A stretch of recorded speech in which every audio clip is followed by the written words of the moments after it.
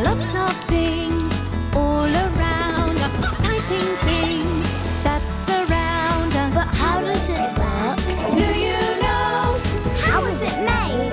Do you know? Things that go up, things that go down, things that go pop, things that go round, with special cameras to show you inside. It's going to be a big surprise. But how does it work? Do you know? How is it made? Do you know? Do you know? Let's find out! Hello, I'm Maddie, and today I'm having a fun day out. I'm going ice skating. Have you ever been ice skating? It can be a bit tricky at first, but it's lots of fun to have a go.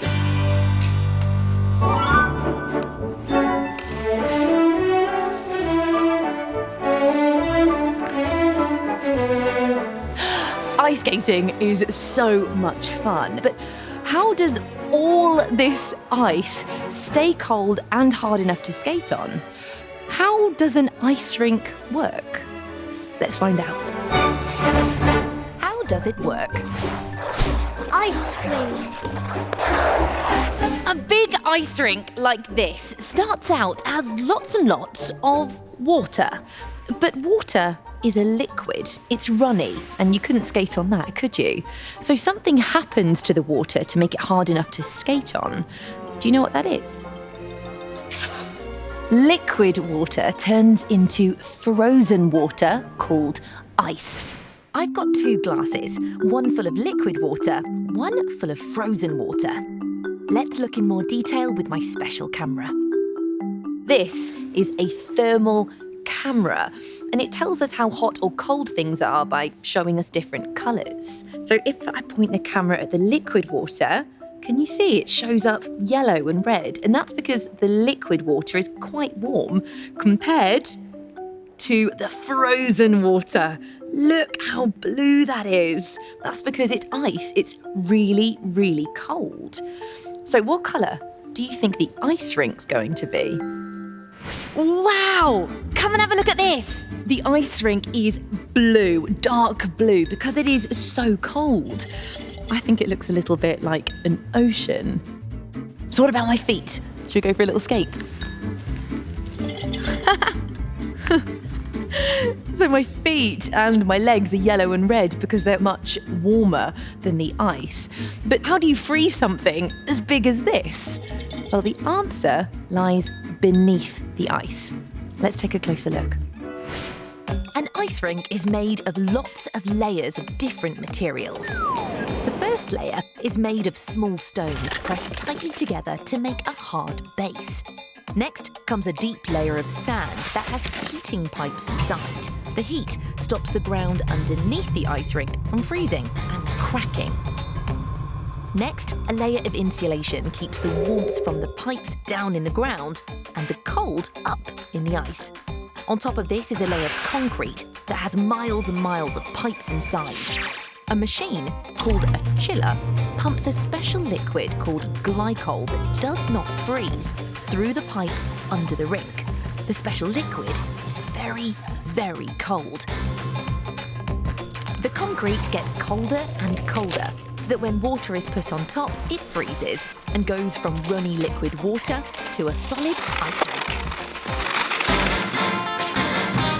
So we can keep skating on the ice. It doesn't just have to be cold. We also need it to be smooth. So ice rinks have special machines called ice resurfacers that repair the ice to make sure they're nice and smooth to skate on. And here comes one now. Wow, can you see how smooth the ice is after the ice resurfacer's been over it? It looks like glass, doesn't it? But how does that work? Let's look outside. Underneath the ice resurfacer is a sharp blade that shaves off a very thin top layer of the ice rink. And then these corkscrews scoop up that loose ice, and then the truck can dump all of that ice out here, and the shaved ice looks just like snow. Next, it sprays water on top of the ice. Look at the jets just here. Wow! Now that water fills the grooves that have been made by the blades on your ice skates. The water freezes, which makes the surface smooth again. So shall we see this in action out on the ice? Can you see the blades cutting the rough ice? Listen to that. That's the sound of the ice being shaved off the top of the ice rink. It's a little bit like a vacuum cleaner. And now look, the jets are spraying on the water. Because the concrete underneath is so cold, it only takes 10 seconds for the water to freeze and turn to ice. And with the resurfacing finished, the ice rink looks as good as new, ready for more ice skating. I think ice rinks are amazing. The water is always cold and hard enough so that we can skate on it and have lots of fun. What was your favourite bit about finding out how an ice rink works? Do you remember the name of the machine that made the ice smooth? Yes, it's called an ice resurfacer. And did you hear the sound it made? And did you see what colour the ice looked through my special thermal camera? It was blue.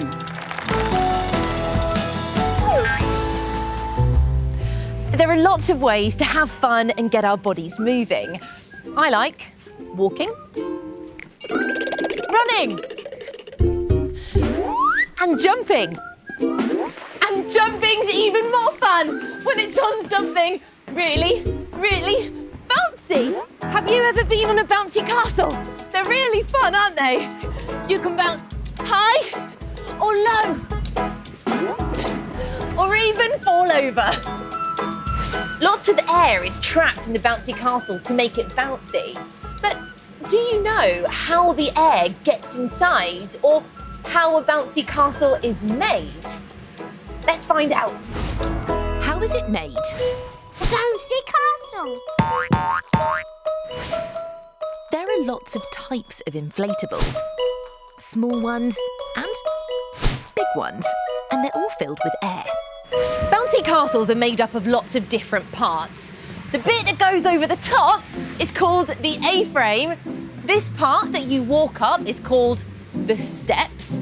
The bit you bounce on we call the bed, and then you have walls at the side and the back. And the final part is this at the back.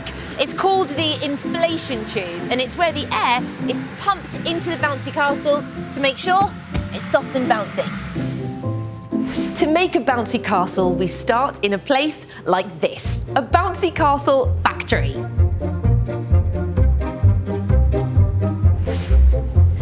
All the bouncy castles made here are designed on a computer, and the exact shapes and sizes we need are stored in its memory.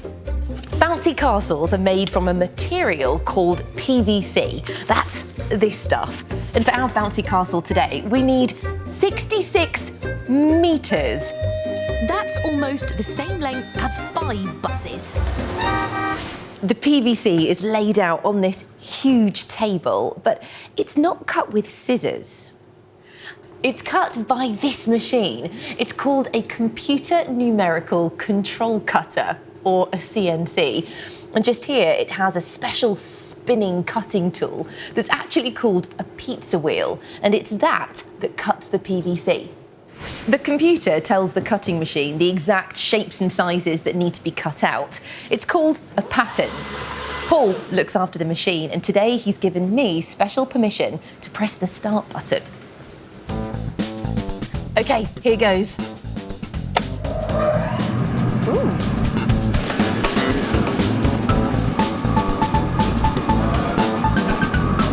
What do you think this is going to be? This is going to be a side wall of our bouncy castle. But that all happened really fast, didn't it? So I'm going to use my special camera to help us see the cutter working in close-up.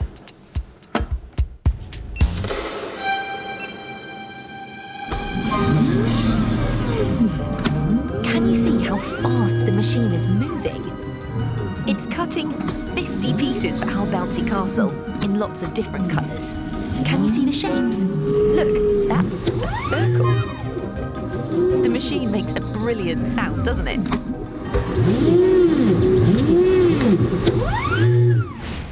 Now we have all 50 pieces to make the bouncy castle, but they're not quite ready to be put together yet. This is the fun part, painting.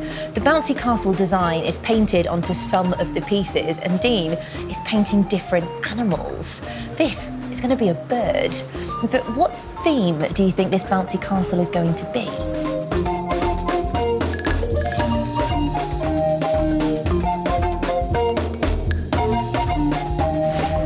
Can you see the tiger, the snake, and another blue bird? It's going to be a jungle design.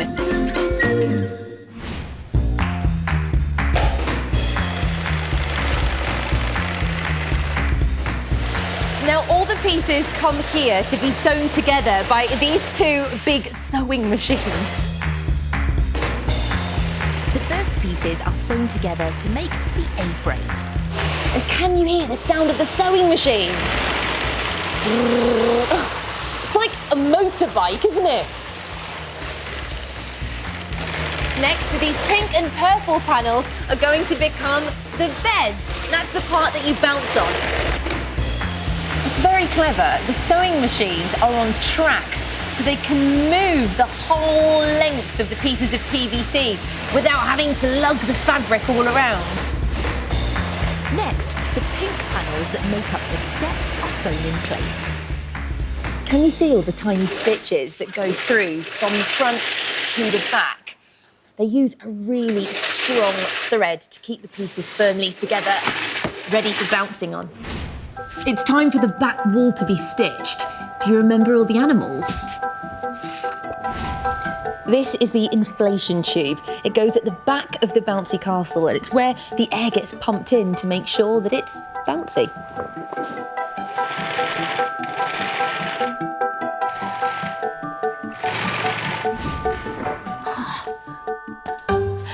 Look, all of the pieces have been sewn together. But this isn't very good for bouncing on, is it? That's because we need to put some air in it.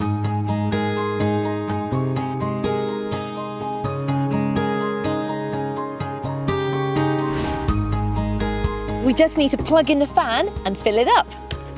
Here goes.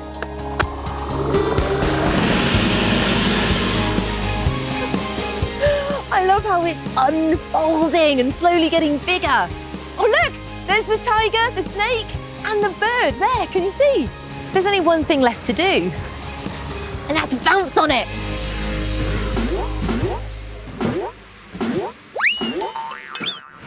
I loved seeing how bouncy castles are made, did you? What was your favourite bit? Can you remember the name of the material that was used to make the bouncy castle? That's right, it's called PVC.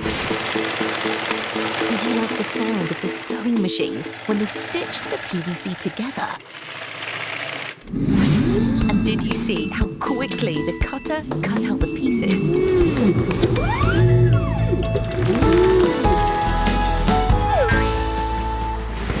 So the next time you go jumping on a bouncy castle, you'll know how it was made. And now you know how an ice rink is kept cold and smooth for people to skate on. I'll see you next time.